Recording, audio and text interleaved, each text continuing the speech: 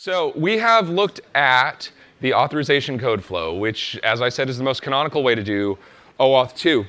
But we also saw that there are a lot of modular parts with OAuth 2, and people have already been talking about the implicit grant, and native applications, and all of these different variables that don't really match the diagrams that we had up before. So one of the goals with OAuth 2 was to build a system that was flexible enough that we could actually manage all of these different kinds of client applications, these different kinds of services, and connect them together using the same core set of pieces and technologies. So we're going to start with the implicit flow. Now, a lot of people here have been talking about single-page applications and how you use the implicit flow. And this is where the implicit flow started. The idea was that the authorization code flow separates the browser from the client. But if the browser is the client, or the client is running inside the browser, then why bother with that separation? Like, let's just do everything through the front channel, and it'll just work. So instead of redirecting and then coming back with an auth code and then talking to the authorization server, you redirect and come back with an access token and just go on with your day. The idea here was that in 2010 to 2012, when OAuth 2 was being ratified, it was very difficult for JavaScript-based in-browser applications to do things like call a backchannel API. CORS had not been invented yet, right? Post message was not a thing. Like, there's a lot of stuff that's changed since then. There are two big problems with the implicit flow. The first is that because everything's going through the front channel, you lose a lot of the protections that the back channel gives you. You no longer have a way to do a client secret or do a TLS-bound request or anything like that. But if everything really is running inside the browser, not as big of a deal. The biggest problem with the implicit flow, though, is that it's easy. So developers will take a look at all of the different OAuth grant types, which, by the way, as somebody brought this up during the break, when I say flow and I say grant type, they mean the absolute same thing. Flow is the more sort of historical language. Grant type is the sort of official specy language that the editor came up with and confused everybody. They are the same thing. So when you're doing an implicit-based grant, it's really easy because you don't have to deal with this auth code. You don't have to make this extra call. There's fewer round trips. People really, really, really like this, which means that you can take a non-web browser application and try to run the implicit flow with it, and it'll work, but the implicit flow was built with a lot of the assumptions that this is all going to be running inside of a browser. You're going to be protected with same origin policies. You're going to be protected with cookie lifetimes. You're going to be protected with all of this other stuff. And then things like local storage got invented, and browsers started keeping the fragment across redirects and occasionally sending it to backchannel servers. Thank you, Google. And doing all sorts of weird things that we did not anticipate. And people started building native applications and realizing that, oh, hey, my native application, I can't really deal with client secrets and all this stuff, so I'm just going to use the implicit flow. This means, however, that you're no longer protected by any of the things that made the implicit flow work somewhat reasonably. These days, we have a lot of single-page applications. This has come up a few times already today. We have a lot of single-page applications. This is how people are building web apps. We're no longer really building traditional web apps where you put an HTTP or an HTML form up and then submit the form and then get new HTML. Right? We're not really building that kind of system as much anymore. So it's tempting in a lot of cases to do all of the OAuth right in the front channel with the implicit flow and store your tokens there. And a lot of people that I talk to also say that, okay, we've got our SPA and we're calling the backend system, so that means I need to get an access token. Well, not really. Because you think about what OAuth is actually trying to solve. It's trying to really get you to a third-party API. If you have a first-party website that is serving your SPA application and hosting your APIs, we have well-understood, well-scoped technology to protect this. Cookies. Like seriously, you send a cookie out when you serve the application, and then you keep using that cookie when it talks to the API that's coming from the same origin. Your browser just does this. You don't even have to tell it to.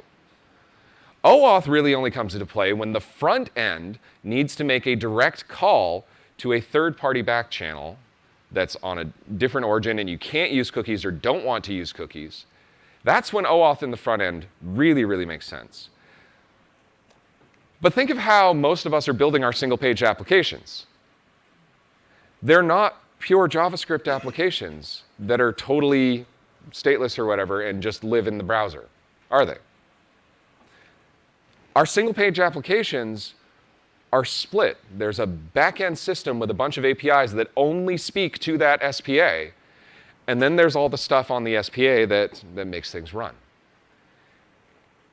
So a bit of best practice here, and this is one of the things that's in that best practice document, is some of the best practice for using OAuth with an SPA is to not use OAuth with your SPA, right? Instead, use normal session management to tie your SPA to the back half of the SPA. And then if that needs to go talk to a third-party thing, guess what? You now have a web server talking to another web server. You can use the authorization code flow to do that. Furthermore, new technologies have been added to the OAuth ecosystem that make it even less desirable to use the implicit flow, because we have the PXE protocol, which we'll go into in a bit, which was originally made for native applications. But if you combine PXE with CORS and a couple of other things, maybe even post messages, you can actually do a full authorization code flow from inside of a browser today. You could not do that in 2012. It was technologically impossible. But today you can. And it's not even that hard. And it's also the case that you don't really need to a lot of the time. So my best advice for using the implicit flow now in 2019 is to stop. Wow, that was, I'm going to pretend I meant to do that. Just stop using it.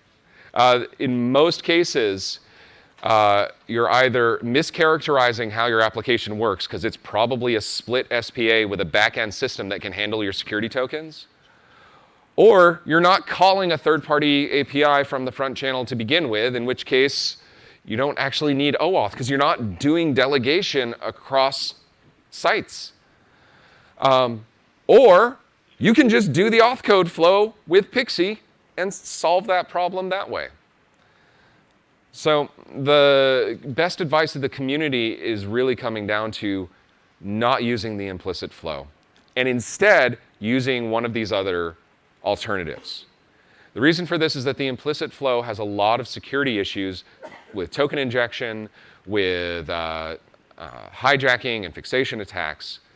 There's a lot of problems with it. When we wrote it as part of the spec, we decided to write this down, write down the problems with it, and hopefully people would heed the warnings. Didn't really happen that way. More on problems with the front channel, incidentally, again, in my talk this afternoon on transactional authorization and what we can do about that. All right, so what if I don't have a user at all? OAuth is a delegation protocol. What if I'm not actually delegating? Why on earth would I want to do this? Well, that confused the first OAuth, the OAuth 1 authors a lot because it wasn't a case that was even considered. When we got around to OAuth 2, we realized that people were doing this, that we really wanted a system where a client could access a protected resource kind of on its own. In other words, it's an API key. I've got software that's not acting on behalf of any particular user. Why on earth would I want to deploy this? Why would I want to deploy OAuth here? Why wouldn't I just want to use an API key?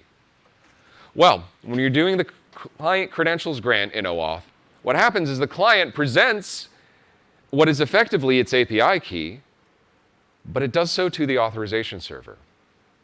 That API key is not known by the protected resource. It's known by the auth server. The client then gets an access token, which it can then go call the protected resource. This drastically simplifies deployments because now only one component in your system needs to know about your software API keys, and that's the auth server. Your resource servers, your APIs, API gateways don't need to know any of that, which is a really, really big one. The other thing is that at the APIs, well, if I'm doing API keys for non-delegated access, but I'm doing OAuth tokens for delegated access, that's 2 entry points that I now have to deal with. That's way more than I want to deal with. So if I do this, then this means that as the API developer, I can simply look at the access token coming in, and I get to ask the same question every time. I have a token, what is it good for? I don't have to worry about, is this a user coming in directly? Is this software? I could just get this token, and I can look up, does this token represent a user? Does it represent a bulk process of some type? I can just figure out what the token is good for, which is something I need to do anyway. Now comes a really fun one. This is the resource owner password flow. In this one, the user gives their credentials to the application, which has asked nicely, and it then replays those to the authorization server along with its own credentials and gets an OAuth token to call the protected resource. Anybody see why this might be a little weird? We have effectively codified the stealing the credentials flow. Why would we do that? One of the main reasons, so we knew that people were going to do it anyway. This is all in a public, this argument is all in public email archives. We knew that people were going to try to pull this anyway, because people were already trying to pull this with OAuth 1, even though it really didn't work there. So the idea here was to write down a pattern to do this, a very limited pattern to do this, that would allow us to say, you know what? You're allowed to have a username and a password, and that's it. No MFAs, no extra bits and fields and stuff like that. And you have to send those along with a client credential. And this has to be a very highly trusted first-party application because it's stealing the credentials. And you need to, because in this case, you need to know that your client software is not going to keep those credentials when it doesn't need it anymore.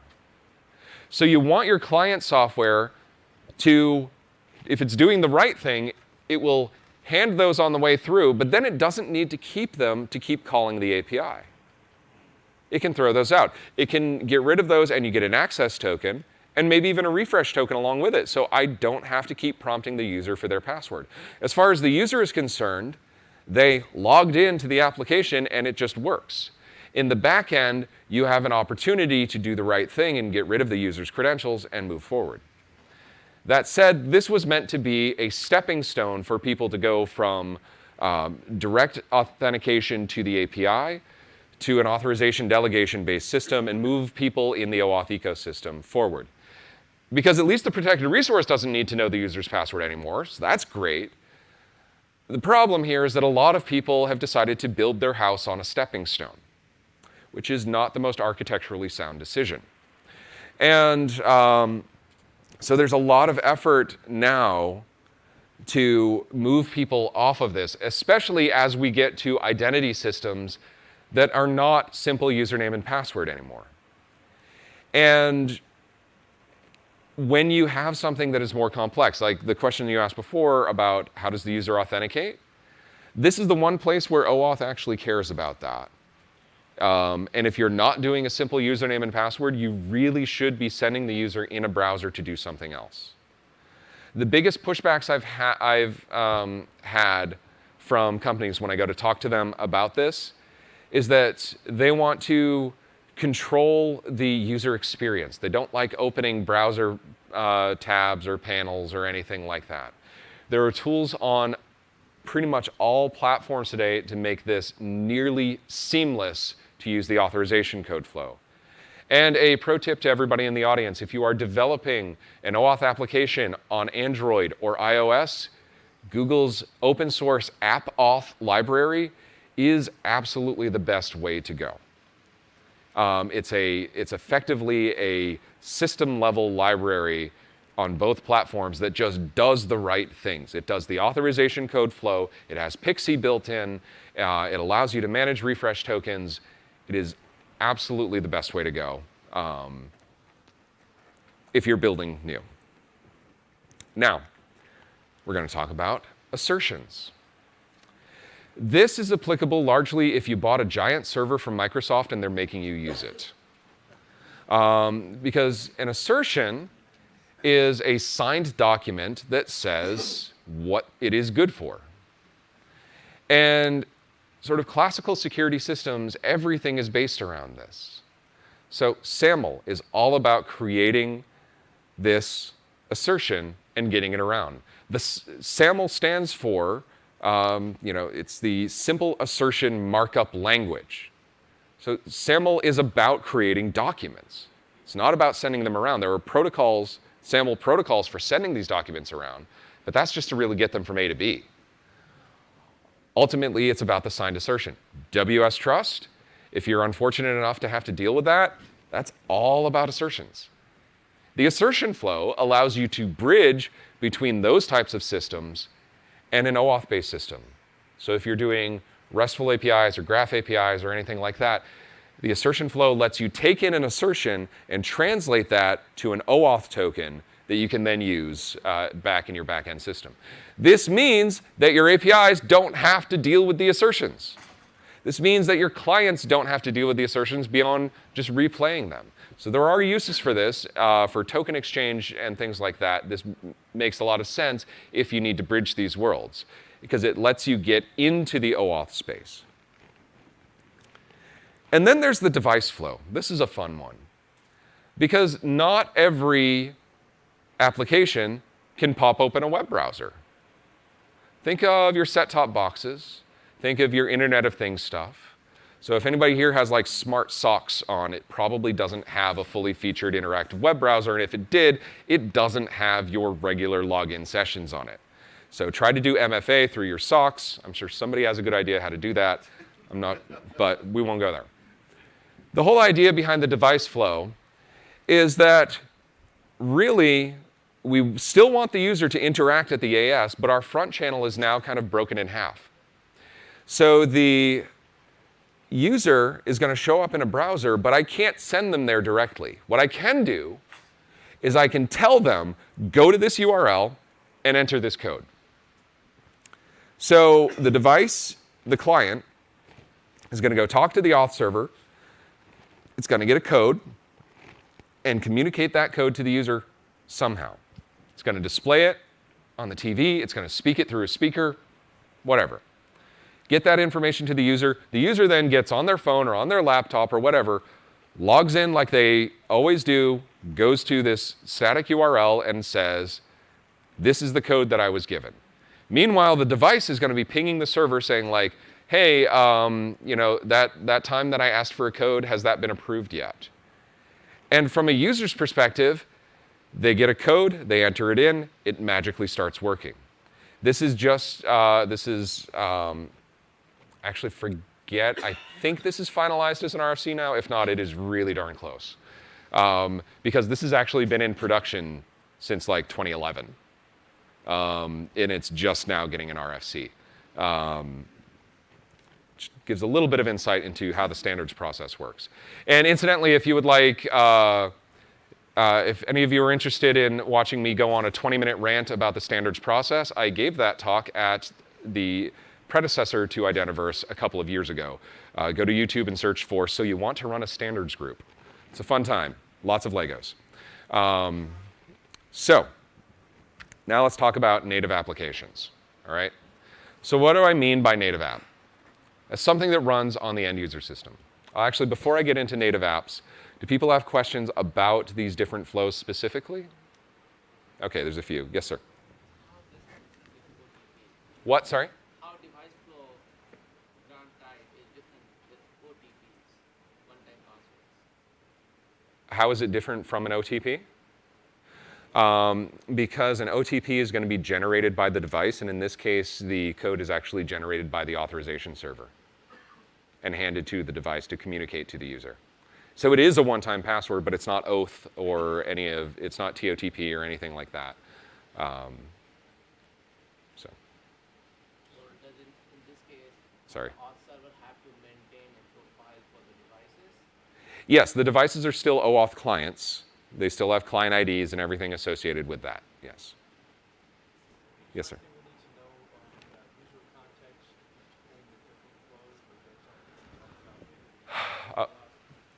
Yeah, so the question is about user context between the different flows. And a lot of it boils down to how you can get the user to interact when you need them to. And so you can do that with redirects. You can do that by prompting them to go somewhere, or you can not involve them at all if you're doing the assertions flow or something like that. When the user is present, their context with the authorization server is managed by the authorization server. So how they authenticate, how that gets presented. OAuth just cares that it happens. It doesn't necessarily care how. Okay. All right, I've got time for like 2 more, so go ahead.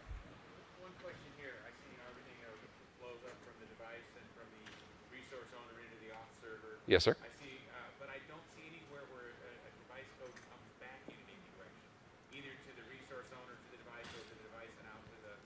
Okay, so yeah, I was going very quick through this. So the way that this really happens, you turn on the device, it says, I don't have an access token. It's going to go talk to the authorization server and get what's called a device code and a user code. It's going to hold on to the device code, and then it's going to communicate the user code to the user. The user, in the meantime, is going to go get on a different computer, go type it in. The device is going to keep pinging with that device code at the authorization server, never communicate that to the user. So that keeps going back and forth. And then eventually the user is going to type something in at the auth server, and the auth server is going to say like, oh, this user code matches this device code. This is now authorized. That device code is going to come back and basically say like, yes, you're good. Here's your access token. Stop bugging me. Go on with your day. I was just looking at that, looking for the flow backwards. So Yep. Yeah, this is poll based. Okay. Yeah, it's implied that it's poll based. And again, more thought onto like what this means and where this is going. As you may have picked up on, that is a highly transactional kind of thing because we're polling for a transaction state. Again, I'm going to be talking about that this afternoon. There was one over here. So. You brought up the refresh token. Yes. What is the life expectancy of that token? Oh, life expectancy of, I'll expand your question to life expectancy of tokens in general. So in OAuth 1, tokens didn't necessarily expire at all. The assumption was that once you approved it, it was approved until you said that it wasn't approved anymore. In OAuth 2, we built in the concept of tokens being able to automatically expire. And like I was saying before, when you're building out your API, you really need to decide how long you want that access token to live for.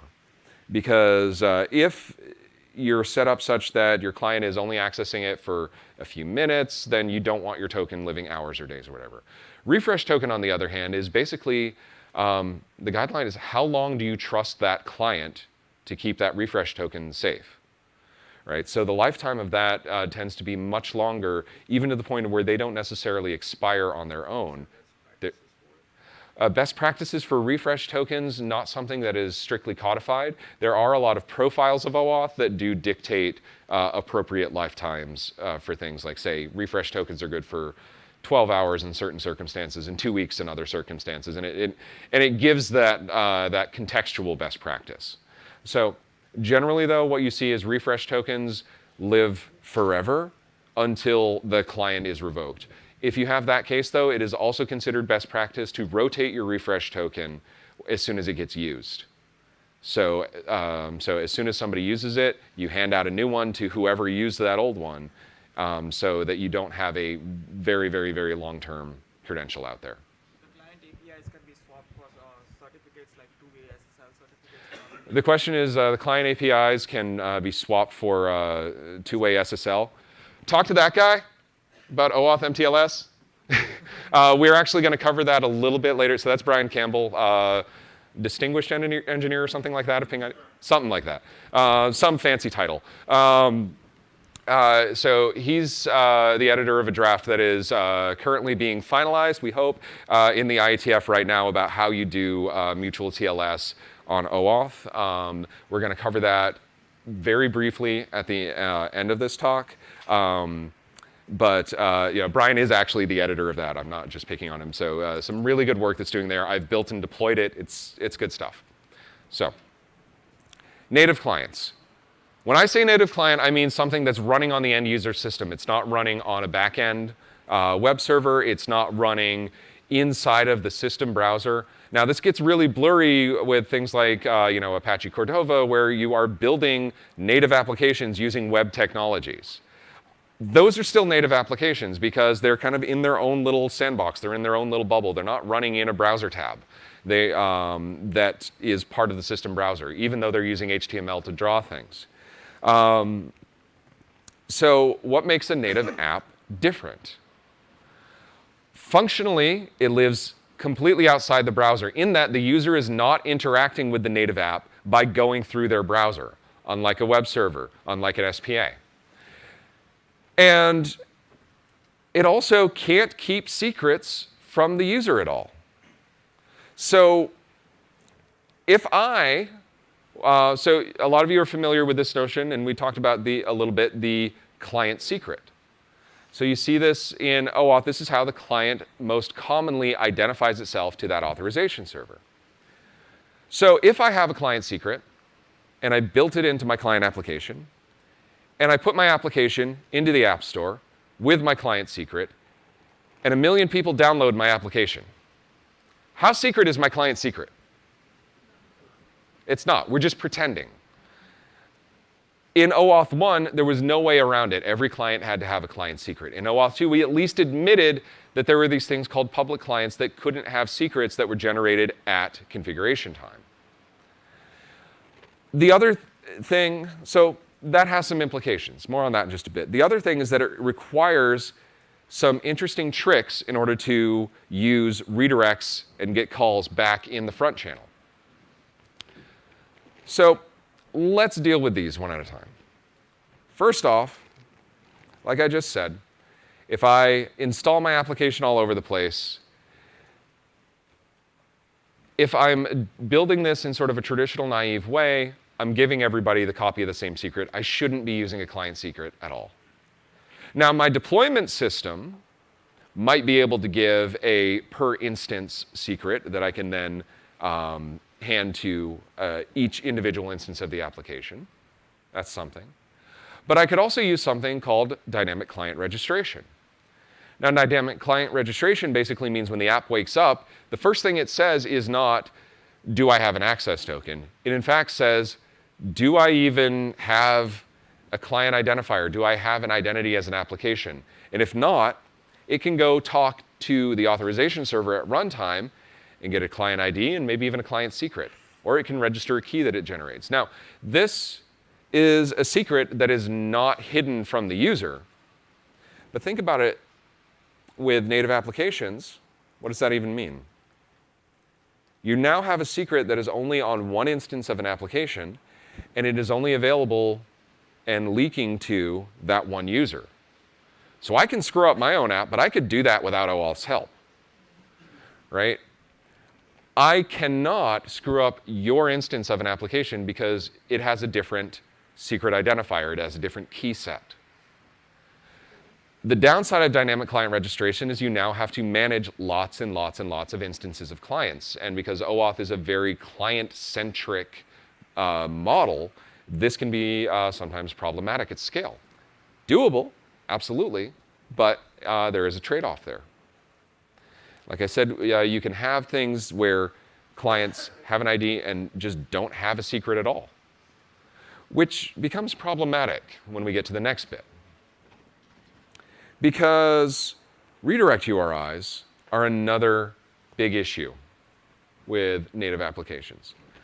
So I can have a custom URI scheme. So, my app, whatever. And this works with OAuth because the auth server is going to send the redirect to the system browser, and the auth server doesn't have to be able to dereference this.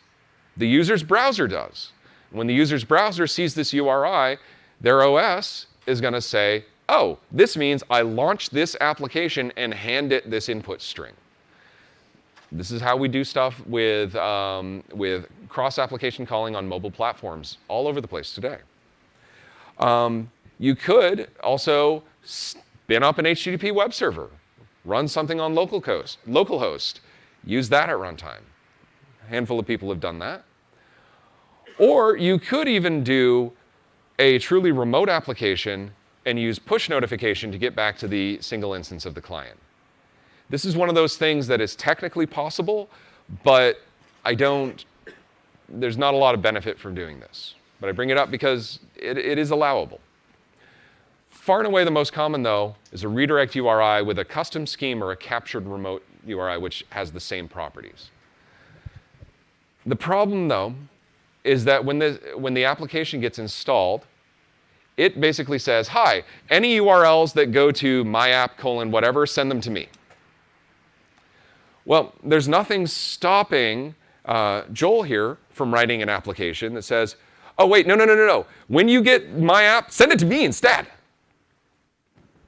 So if you're doing an authorization code flow and you've dynamically registered, you're probably still fine, because if my app starts something and Joel intercepts that callback, he's going to send that authorization code back to the auth server, and it's not going to work because he doesn't have my client secret. He doesn't have the bits that he needs to finish that and get the access token.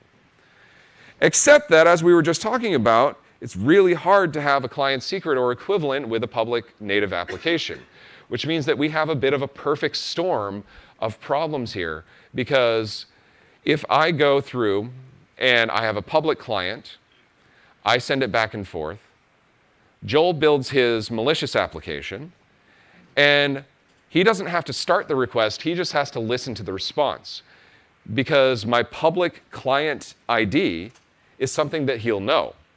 So he'll be able to take that and the authorization code that he got in, and he'll be able to just replay that directly and get my access token. Not the best situation, to say the least. So what do we do about it? Well, we're going to use Pixie Magic. Proof Key for Code Exchange, pronounced as Pixie, is an RFC extension to OAuth, and proof that you shouldn't let nerds pick names for things. Pixie is a very simple and elegant protocol for use of public clients using the authorization code flow. So what happens is the client generates a random secret called the code verifier, and it holds on to it. When it sends the browser out, it's going to include a hash of that code verifier. Now, the hash of the code verifier is called the code challenge. That gets sent to the authorization server. The authorization server is going to remember that when it creates the authorization code. And when the authorization code comes back, the client then sends the code verifier, that original secret. So the auth server, remember this is in the back channel, this is the auth code flow.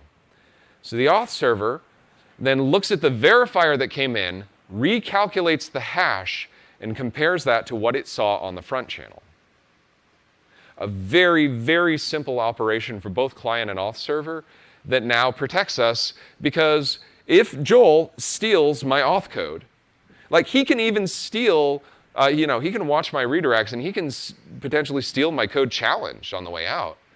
But he can't steal my code verifier because that's a direct HTTP connection. And getting on that, which is again TLS protected, that's a harder attack surface. So the malicious application can't send the verification for this. This is effectively a one-time use client secret that the client generated just for this purpose. In other words, it's a transactional binding secret. The reason I keep coming to this transactional language is that this is where I personally feel a lot of the OAuth world is going. We're having all of these different sort of add-ons that are pushing OAuth in this direction to solve these very real problems. So we've talked about all of these different use cases, all right? And, oh, yes?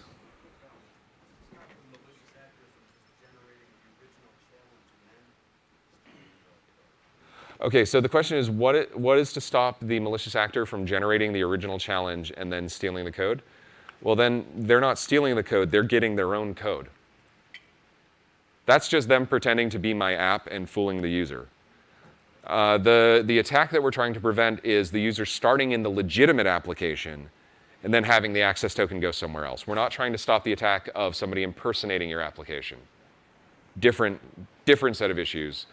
Also very hard to deal with. Yes?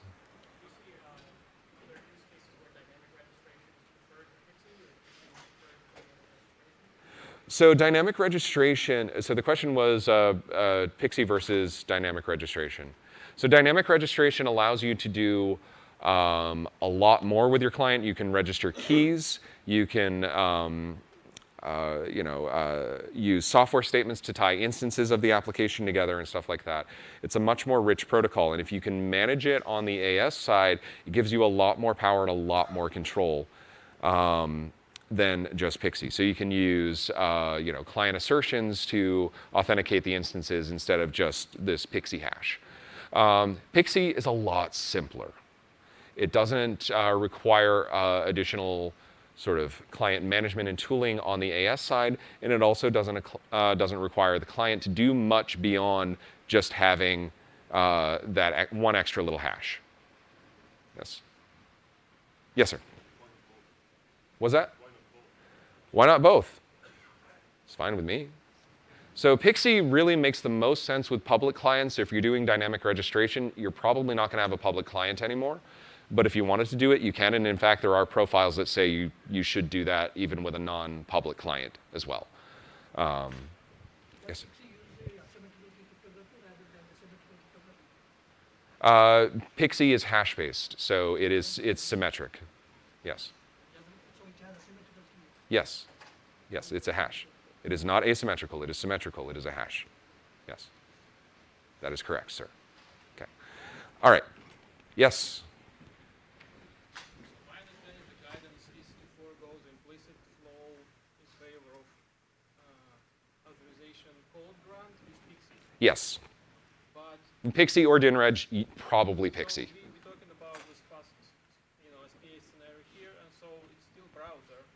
And so when you generate the code verifier, Mm-hmm. you still have to do the full redirect. Yep. And you have to stash the original value somewhere. Mm-hmm. So it basically still makes it vulnerable for somebody to look up. If you store it in local storage, right? Yep. To pick it up from the local storage and then use it. Yep. So the question is, if you're doing an SPA and doing full redirects and everything, and you're generating all of this stuff in the browser, you are still vulnerable from people stealing your application state out of local storage or anything like that on the way back. Absolutely. Which is why you probably don't want to be building your SPA as a fully stateless in-browser SPA. And you probably want to have a backend split component to do that for you. So keep stuff out of the browser when you can. Let the browser do browsy things. So this is a chart which, as you can see, is now a little bit out of date. There are cases where the implicit flow still does make some sense, but those are very quickly going away. And really, what I want you guys to get out of this, though, is start up in that upper left corner on this flow chart, right? What does it say there? Does it say, are you building this in JavaScript? Is your API RESTful? No. It says, are you acting on behalf of a user? Acting on behalf of. Who are you delegating for? Fundamentally, OAuth 2 is a delegation protocol. And that's where your decision tree really needs to go, right? You need to start there. And from there, everything else is figuring out how you're delegating. Because if you're not delegating on behalf of a user, then maybe it's just the client acting on its own behalf, or maybe you got a third-party authorization. If you are delegating on behalf of a user, how are you able to interact with them? Can you do a full redirect? Can you chirp out a code? Like, what are your options? If you really, really hate security, you can do the resource owners flow.